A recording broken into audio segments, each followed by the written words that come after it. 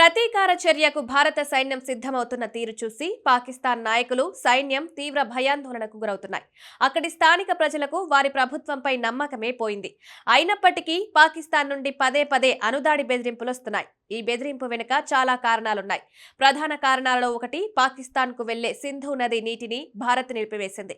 రెండవ కారణం పాకిస్తాన్ ఆర్థిక పరిస్థితి యుద్ధం చేయడానికి సరిపోకపోవడం. పాకిస్తాన్లో పరిస్థితి చాలా దారుణంగా ఉంది. అక్కడ నిత్యావసరాల ధరలు ఆకాశాన్ని అంటుతున్నాయి. భారతదేశంలో గోధుమ పిండి ధర సాధారణంగా 40 నుండి ప్రారంభమై 60-65 రూపాయల వరకు ఉంటుంది. దీనికి విరుద్ధంగా పాకిస్తాన్లో పరిస్థితి చాలా దారుణంగా ఉంది. గోధుమ పిండి ధర ఆకాశాన్ని అంటుతోంది. పాకిస్తాన్ ఆన్లైన్ డెలివరీ కిరాణా యాప్లో శోధించినప్పుడు భారతదేశానికి ఆనుకుని ఉన్న పాకిస్తాన్లోని లాహోర్ నగరంలో 5 కిలోల గోధుమ పిండి ధర 615 రూపాయలు. అంటే కిలో గోధుమ పిండి ధర అక్షరాల 123 రూపాయలు. పహల్గాం దాడి తర్వాత 1960లో సంతకం చేసిన సింధు జల ఒప్పందాన్ని భారతదేశం రద్దు చేసింది.